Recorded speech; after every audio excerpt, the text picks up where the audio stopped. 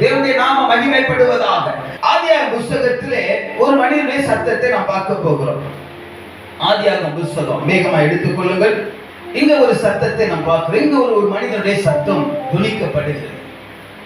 இந்த மனிதனுடைய சத்தம் ஏன் வெளிப்பட்டது, அந்த சத்தத்திலே மறைவாயிருந்த காரியம் என்ன என்பதை வேகமாய் நாம் தியானித்து நாம் கடந்து சொல்ல போகிறோம். பாருங்கள், அங்கே 45ஆம் அதிகாரம் 2வது வசனத்தை ஒரு சத்தத்தை உயர்த்தி வாசிப்போம். அவன் சத்தமிட்டு அழுதான். அதை எகிப்தியர்கள் கேட்டார்கள். பார்வோனின்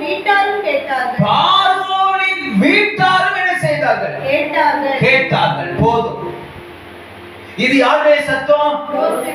இது யோசேப்புடைய சத்தம். இது யாருடைய சத்தம்? யோசேப்புடைய சத்தம். இந்த சத்தத்துக்கு ஒரு பெயர் வைக்க வேண்டுமானால் நீங்கள் என்ன பெயர் வைப்பீர்கள்? சும்மா சொல்லுங்க, அந்த சூழ்நிலையை புரிந்து நீங்க சொல்லுங்க பாப்போம். சொல்லுங்க. இப்போ யோசேப்பு யாருக்கு முன்பாக சத்தமிட்டு அழுதுகிறான்? சகோதரர்களுக்கு முன்பாக. சகோதரர்களுக்கு முன்பாக இவன் தன் அழுகையை சொல்லுங்க அடக்கிக் கொள்ள முடியாமல், சகோதரர்களுக்கு முன்பாக தன் அழுகையை அடக்கிக் கொள்ள முடியாமல் அங்கே இருந்த மற்றவர்களை வெளியே போக சொல்லுகிறார் யோசேப்பு.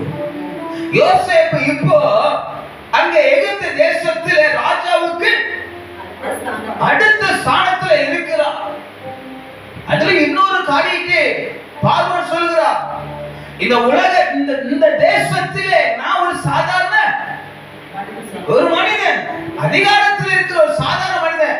நீ கையை தூக்கினா இந்த ஜனங்கள் என்ன செய்யணும்? கையை தூக்கணும். நீ கையை கீழே போட்ட அந்த ஜனங்களை கையை, ஆமா, நீ எதை சொன்னாலும் இந்த ஜனங்கள் என்ன செய்யணும்? கீழ்ப்படிணும். அந்த அளவுக்கு ஒரு உயர்ந்த ஸ்தானத்தில் இப்ப யார் இருக்கிறா? யோசேப்பு இருக்கிறார். நல்லா புரிந்து கொள்ளுங்க. நான் சொல்லுடைய காரியத்தை நீங்கள் புரிந்து கொள்ள வேண்டும். இப்ப யோசேப்பு இந்த சகோதரர்களை இப்ப பார்க்கவில்லை. இந்த சகோதரர்களை இப்பமா பார்த்தாரு இல்லை. அதற்கு முன்பாகவே இந்த சகோதரர்களை இந்த யோசேப்பு என்ன செய்தாச்சு? பார்த்தாச்சு. அல்லேலூயா சொல்லுமே, அல்லேலூயா சொல்லுமே. ஆனால் இப்போதான் யோசேப்புக்கு என்ன வருது? அழுகையை அடக்க முடியவில்லை. அல்லேலூயா. நம்மள சில நேரங்கள்ல சில மனிதர்களை பார்த்த உடனே நமக்கு என்ன வரும்? சொல்லுங்க, அழுக வரும். அது சந்தோஷத்தின் அழுகையாக இருக்கலாம். சொல்லுங்க, வேதனையின் அழுகையாகவும் இருக்கலாம். சிலரை பார்க்கும்போது நமக்கு என்ன இருக்கும்? அப்படி சந்தோஷம். யோசேப்பு தன் சகோதரர்களை பார்த்த உடனே பாருங்க, தன்னை என்ன செய்கிறான் பாருங்க. முதலாவது பார்த்த உடனே தன்னை வெளிப்படுத்தவில்லை. சகோதரர்களாலும் இவனை என்ன செய்ய முடியவில்லை, புரிந்து கொள்ள முடியவில்லை. ஆனா யோசேப்பு என்ன செய்து கொண்டார்? புரிந்து கொண்டார். ஆனா அப்பொழுது அவர் தன்னை வெளிப்படுத்தவில்லை. அல்லேலூயா சொல்லுமே, அல்லேலூயா சொல்லுமே. சில காலங்கள் கடந்து செல்கிறது, சில நாட்கள் கடந்து செல்கிறது. இந்த இடைப்பட்ட காலத்தில் நடந்த ஒரு சம்பவத்தை மாத்திரம் வேகமா நான் சொல்லி கடந்து செல்லுகிறேன். அது எல்லாருடைய வாழ்க்கையில் நடக்கிற ஒரு காரியம் தான். அது எந்த வாழ்க்கையில் நடந்திருக்கும், உங்களுடைய வாழ்க்கையில் நடந்திருக்கும், உங்களுடைய வாழ்க்கையில் இப்பவும் நடந்து கொண்டு இருக்கும். நான் சொல்ல திரும்பி புரிகிறது? அல்லேலூயா சொல்லுமே, அல்லேலூயா சொல்லுங்க. நீங்க வாழ்க்கையை புரிந்து கொள்ளணுங்க. வாழ்க்கை என்ன நீங்க புரிந்து கொள்ளணும். சும்மா ஏனாதான வாழ்கிறது அல்ல வாழ்க்கை. பேசுறதுக்கு நிறைய உண்டு. நான் வேதனையோடு பேசுகிறேன். சிறு பிள்ளைகளாலும் சரி, இதை புரிந்து நீங்கள் கடந்து செல்ல. இந்த ஒவ்வொரு வார்த்தைகளும் உங்கள் வாழ்க்கையிலே அடிக்கப்பட்ட ஆணிகள் போல காணப்பட வேண்டும் என்பதை நான் பாரத்தோடு பகிர்ந்து கொள்கிறேன். பாருங்க, இந்த யோசேப்பு இந்த சகோதரர்களை நடத்தின விதம் சொல்லுங்க, ரொம்ப வேதனைப்படுத்தினார், ரொம்ப வேதனைப்படுத்தினார். வெளிப்படுத்தினார். முதலாவது என்ன செய்கிறாரு? நீங்கள் யாரு? நீங்கள் யாரு? நீங்கள் கள்ளர்கள். நீங்கள் எங்கள் தேசத்தை வேவுவாக்க வந்திருக்கிறீர்கள். நீங்கள் ஏதோ ஒரு தேவைக்காக வந்தவர்கள் போல எனக்கு தெரியவில்லை. ஆனா இவர்கள் வந்தது எதற்காகத்தான்? சொல்லுங்க. தேவைக்காக தான் வந்தார்கள். என்ன தேவைக்காக? ஆகாரம் கிடைக்கவில்லை, தானியம் கிடைக்கவில்லை. அங்க இஸ்ரவேல் தேசத்தில் பஞ்சம் கொடுமையாக தலைவலி காடுகிறது. இனி இந்த தானியம் இருந்தால்தான் அவருடைய வாழ்க்கை வாழ முடியும். இது யாருக்கும் தெரியும்? இது யோசேப்புக்கும் தெரியும். நன்றாய் புரிந்து கொள்ளுங்கள். ஆனா யோசேப்பு என்ன சொல்லுகிறார்? யோசேப்பு என்ன சொல்லுகிறார்? நீங்கள் கள்ளர்கள். ஒன்று தெளிவாக சொல்ல முடியுங்க. இங்க இருக்கிற இதை கேட்கிற யாரா இருந்தாலும் சரி, சில நபர்களை குறித்து நமக்கு தெரியும். இவருடைய நிலைமை என்ன நமக்கு தெரியும். இவர்கள் இப்போது எந்த நிலைமையில் வாழ்ந்து கொண்டு இருக்கிறார்கள் என்பது நமக்கு தெரியும். ஆனால் தெரிந்தும் சில நேரங்களில் நாம் என்ன செய்கிறோம்?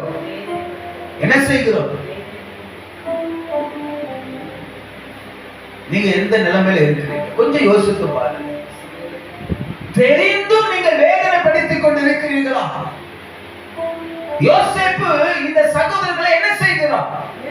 வேதனைப்படுத்தினார். நாம என்ன செய்திருப்போம்? நீ என்ன செய்திருப்போம்?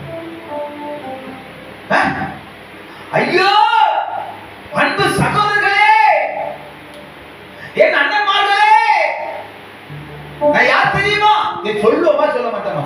நிச்சயமா சொல்லுவோம். நான் சொல்லுவேன். அங்கதான் இருக்கு கடின இருதயம். அதான் சொல்ற, அங்கதான் இருக்கு என்னது? கடின இருதயம். யோசேப்பு தன்னை முதலாவது என்ன செய்யல? வெளிப்படுத்தவில்லை. இங்கே பாருங்க, யோசேப்பு தன்னை வெளிப்படுத்தவில்லை. மாறாக தேவைக்காக வந்தவர்களை இவர் என்ன பலி கொடுக்கிறார்? கள்ளர்கள் என்று பலியாட்டுகிறார். நீங்க எப்படி தேவையோடு வருகிறவர்களை, உங்களை நம்பி வருகிறவர்களை நீங்கள் எப்படி பார்க்கிறீர்கள்? உங்களுக்கு தெரியும். ஆனா நீங்க எப்படி பார்க்கிறீங்க? ரொம்ப முக்கியமான ஒரு காரியம். நீங்க எப்படி பார்க்கிறீங்க? தேவையோடு வருகிறவர்களை நீங்கள் ஒதுக்கி வைக்கிறீர்களா?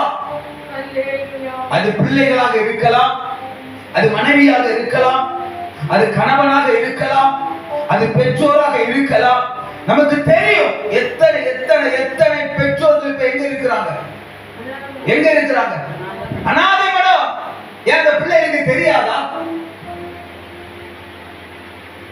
இவனுக்கு என்ன தேவை, இவனுக்கு நாம் என்ன செய்ய வேண்டும் என்று இந்த பிள்ளைகளுக்கு தெரியாதா?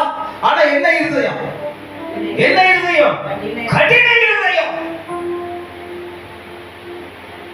எத்தனை பெற்றோர்கள் தங்கள் பிள்ளைகளுடைய தேவையை அறிந்தும் அதை நிறைவேற்றாத எத்தனை பெற்றோர்கள் இருக்கிறார்கள். காரணம் கடின இருதயம். நீங்க எப்படி வேணாலும் நீங்க அதை தியானித்து இருக்கலாம். கொஞ்சம் யோசித்து பார்ப்போமே. இந்த யோசேப்புடைய இந்த அழுகைக்கு காரணம் என்ன? அடக்கி கொள்ளாத ஒரு அழுகைக்கு காரணம் என்ன? தேவையோடு வந்த சகோதரர்களை இவர் என்ன செய்கிறார்? கஷ்டப்படுத்துகிறார். இரண்டாவது என்ன செய்தார் தெரியுமா? என்ன செய்தார்? சிறையில் தூக்கி போடுகிறார். எங்க தூக்கி சொல்லுங்க. சிறையில் தூக்கி போடுகிறார். கையும் களவுமா பிடிக்கப்பட்டது போல தூக்கி எங்க செய்யப்படுகிறார்? இது யார் செஞ்சது? இது யார் செஞ்ச துஷ்ட காரியம்? யோசேப்பு செய்தது. இன்னைக்கும் அநேகர் அப்படித்தான் தான் செய்த தவறை துணிகரமாக செய்துவிட்டு பழியை இடத்திலே போடுவது, மற்றவரிடத்திலே போடுவது. செய்தது யாரு? செய்தது யாரு? சொல்லுங்க, சத்தத்தை உயர்த்தி சொல்லுங்க. யோசேப்பு. ஆனா இப்ப பழி யார் மேல? பழி யார் மேல போடுகிறார்? எங்க வீட்டுல சில நேரங்கள்ல ஒரு சம்பவம் நடக்கும். எங்க வீட்டுல இவன் ஏதாவது தப்பு பண்ணுவான், இவன் என்ன செய்வான்? ஆமா. இல்லன்னா இவன் ஏதாவது தப்பு பண்ணுவான், அதை யார் மேல போடுவான்? சொல்லுங்க, அதை யார் மேல போடுவான்? நான் கேட்கிறேன், ஏதாவது புரியுதா?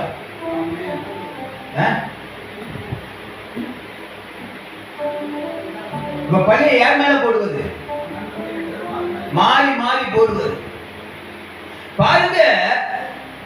ஆனா இந்த யோசேப்பு தான் தவறு செய்து விட்டார், யார் மேல போடுறாரு? யார் மேல? சகோதரர்கள் மேல. அதைத்தான் தாவீது ஒரு இடத்துல சில துணிகரமான பாவங்களுக்கு என்னை விலக்கி காத்துக்கொள்ளும். இதெல்லாம் துணிகரமான பாவம். பழியை யார் மேல போடுவது? பழியை யார் மேல போடுவது? மற்றவர்கள் மேல போடுவது. பழியை பிள்ளைகள் மேல போடுவது. பழியை பெற்றோர் மேல போடுவது. பழியை நண்பர்கள் மேல போடுவது. பழியை யார் மீதாவது போடுவது. இதெல்லாம் துணிகரமான பாவம். அல்லேலூயா சொல்லுமே, அல்லேலூயா சொல்லுமே. பாருங்க, இந்த யோசேப்புடைய அழுகைக்கு காரணத்தை நன்றாய் புரிந்து கொள்ளுங்கள். இந்த யோசேப்பு இந்த சகோதரர்களை பார்த்த உடனே உனக்கு என்ன வந்திருக்கணும்? என்ன வந்திருக்கணும்? சந்தோஷம் வந்திருக்கணும், கட்டி அணைத்து இருக்கணும். ஆனா இப்ப என்ன செய்கிறா? சத்தமிட்டு அழுகிற. இது யார் கேட்கிறா? பார்வோன் வீட்டார் கேட்கிறாங்க, மற்றவர்கள் கேட்கிறார்கள். இந்த நிலைமையில் இந்த யோசேப்பு தள்ளப்படுவதற்கு காரணம், தேவையோடு வந்தவர்களை எப்படி பார்த்தா? திருடனை போல பார்த்தா. அவர்கள் மேல இவர் என்ன செய்கிறார்? குற்றப்பழியை சுமத்துகிறார். அருமையான தேவ பிள்ளைகளே, நீங்கள் தேவ சமூகத்தில் ஆராதித்துக் கொண்டு இருக்கிறீர்கள். தேவ சமூகத்திலே கர்த்தரை உயர்த்திக் கொண்டு இருக்கிறீர்கள். நல்லது. ஆனா நீங்கள் மற்றவர்கள் மேல பழி போடுகிறீர்களா? மற்றவர்களை குற்றம் சாட்டுகிறீர்களா? ஒரு நாள் ஒரு அழுகை வரும். அந்த அழுகையை உங்களால் அடக்கிக் கொள்ள முடியாது. அதை ஜனங்கள் கேட்பார்கள், அதை மற்றவர்கள் பார்ப்பார்கள். அல்லேலூயா சொல்லுமே, அல்லேலூயா சொல்லுமே. நாம் தேவ சமூகத்தில் எப்படி இருக்கணும் தெரியுமா? எப்படி இருக்கணும்? எப்படி இருக்கணும்? மகிழ்ச்சியோட இருக்கணும், சந்தோஷத்தோட இருக்கணும். நம்முடைய குடும்பத்தில் ஒரு ஆனந்த சத்தம் கேட்கப்பட வேண்டுமே தவிர அழுகை சத்தம் அல்ல. அல்லேலூயா, அல்லேலூயா சொல்லுமே. பாரத்தோடு பகிர்ந்து கொள்ளுங்க. யோசேப்புடைய வாழ்க்கையில வந்த நிலைமை நமக்கு என்ன செய்யக்கூடாது? நமக்கு என்ன செய்யக்கூடாது? வரக்கூடாது. அனைவருடைய வாழ்க்கையில் அழுது கொண்டு இருக்கிறார்கள். காரணம், மற்றவர்களை ஏமாற்றினது. ஆண்டவர் சொல்லுகிறார், நீ யார் மேல என்ன செய்யாத? நீ என்ன செய்யாத? குற்றத்தை சுமத்தாதே. யார் மேல நீ என்ன செய்யாத? பழி என்ன செய்யாத? சுமத்தாத. அதான் ஆண்டவர் இடத்துல சொல்றார், நீ ஒரு சகோதரத்துல இருக்கிற கண்ணில் இருக்கிற எதை பார்க்கிற? தூசிய பார்க்கிற. உன் கண்ணில் என்ன இருக்குது? உத்தரம் இருக்கிறது. உன் கண்ணில் என்ன இருக்குது? உத்தரம் இருக்குது. நம்ம கண்ணில் உத்தரத்தை வச்சுட்டு நம்ம என்ன சொல்றோம்? உன் கண்ணில் என்ன கிடக்குது? உன் கண்ணில் என்ன கிடக்குது? தூசி இருக்குது. அத நம்மள சரிப்படுத்தணும். நாம் மற்றவர்களை குற்றப்பழி சாட்டுவதை முதல் நிறுத்த வேண்டும். மற்றவர்களை குற்றவாளி கூண்டில நிறுத்துவதை நாம் என்ன செய்ய வேண்டும்? சொல்லுங்க, நீங்க செய்வீங்களா? பாருங்க, சில நேரத்துல சில வீடுகளுக்கு நான் போவேன். அப்ப அவங்க சொல்லுவாங்க, இவராலதான் எல்லாம் இவரால தான் எல்லாம் போச்சு, இவரால தான் என் குடும்பத்துல நிம்மதி, இவரால தான் என் குடும்பத்துல நிம்மதி, இந்த பையனால தான் என் குடும்பத்துல நிம்மதி இல்லை. நன்றாய் புரிந்து கொள்ளுங்கள் தேவ பிள்ளைகள். யோசேப்பு சத்தமிட்டு அழுகிறான். தேவ ஜனமே, நீங்கள் சத்தமிட்டு அநேக நேரங்கள் அழுகிறீர்கள். கொஞ்சம் யோசித்து பார்த்திருக்கிறீர்களா? நான் மற்றவர்களை எப்படி நடத்தினேன், மற்றவர்களை எந்த முறையில நான் நடத்தினேன், என்னிடத்தில் தேவையோடு வந்த ஜனங்களை நான் எப்படி நடத்தினேன், என்னிடத்தில் ஒரு எதிர்பார்ப்போடு வந்த ஜனங்களை நான் எப்படி நடத்தினேன். தேவ இயேசுவிடத்தில் வந்த ஒருவரையும் அவர் என்ன செய்யல, அவர் புறம்பே தள்ளவில்லை. எந்த தேவைகளோடு வந்த ஜனங்களுடைய தேவைகளை கர்த்தர் என்ன செய்தார் சொல்லுங்க, சந்தித்தார். ஆனா நீங்க சந்திக்கிறீங்களா? நீங்க சந்திக்கிறீங்களா? உங்க தேவைகளோடு வருகிற குடும்பங்களை நீங்க சந்திக்கிறீங்களா? நண்பர்களை சந்திக்கிறீர்களா? உங்க பிள்ளைகளை சந்திக்கிறீங்களா? உங்க குடும்ப உறவுகளை நீங்கள் சந்திக்கிறீர்களா? யோசித்து பாருங்க. அல்லேலூயா சொல்லுமே, அல்லேலூயா சொல்லுமே. இங்க இருக்கிற அருமையான இந்த சிறு பிள்ளைகள் எல்லாம் இதை உணர்ந்து நடக்கணும். யாருமே என்ன செய்யக்கூடாது சொல்லுங்க, பழியே போடக்கூடாது. அல்லேலூயா. ஆண்டவர் சொல்ற குற்ற பழி யாருமே போடாத, தீது யாருமே என்ன செய்யாத.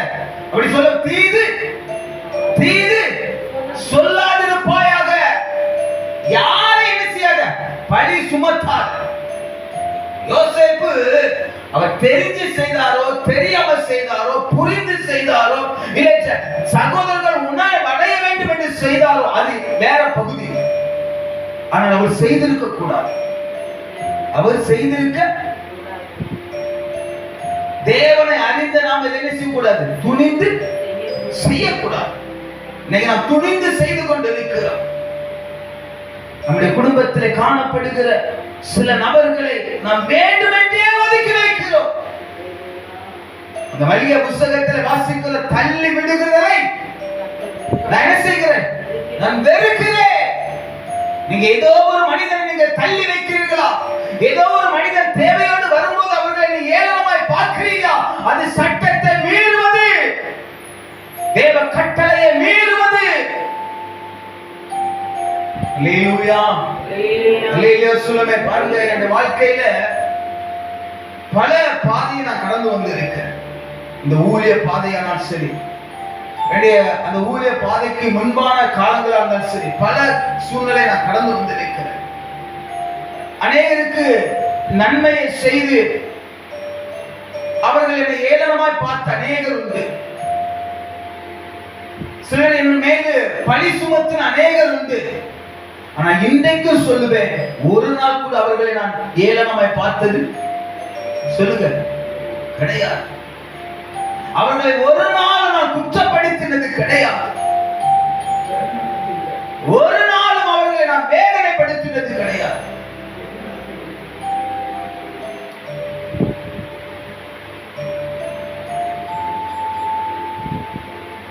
துணிகரமான பாவம்.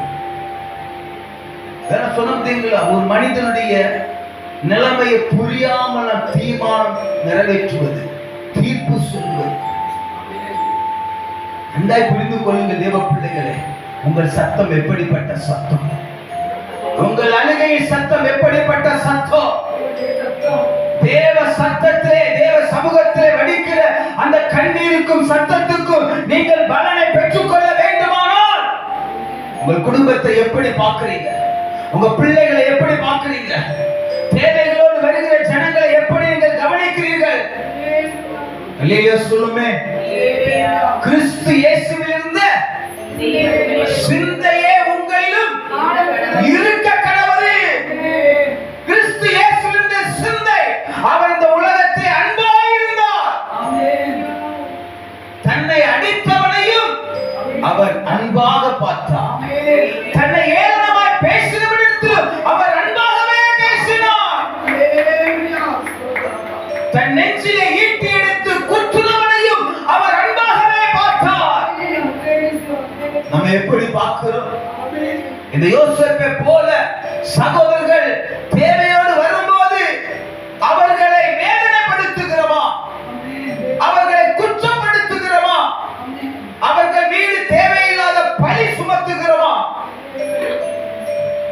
சொல்லுமே, அல்லேலூயா சொல்லுமே.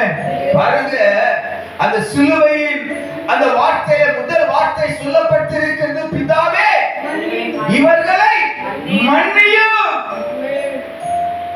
மன்னிக்கிற குணம் எனக்கு அநேக இடத்துல இல்லைங்க. நான் பாரத்தோடு பகிர்ந்து கொள்ளுகிறேன். மன்னிக்கிற குணம் அநேக குடும்பத்தில், அதுவும் கிறிஸ்தவ குடும்பத்தில் இல்லை. கடைசியாக இந்த யோசேப்பு சகோதரர்களை சேர்த்து கொண்டார், நல்லது. ஆனாலும் அந்த சகோதரர்களை இவர் என்ன செய்திருந்தார்? வேதனைப்படுத்தினார். அடிமை என்கிற லிஸ்ட்ல கூட அந்த சகோதரர்களை கொண்டு சென்றார். கொஞ்சம் யோசித்து பாருங்க, இது தேவ சித்தம் அல்ல. உங்கள் குடும்பத்தில் இப்படிப்பட்ட ஒரு நிலைமையிலே நீங்கள் இருப்பீர்கள் என்றால் கொஞ்சம் உங்களை நீங்கள் ஆராய்ந்து பாருங்கள். நீங்கள் மற்றவர்களுக்கு முன்பாக என்ன செய்யக்கூடாது? அழக்கூடாது. யோசேப்பு யாருக்கு முன்னாடி அழுகிறாரு?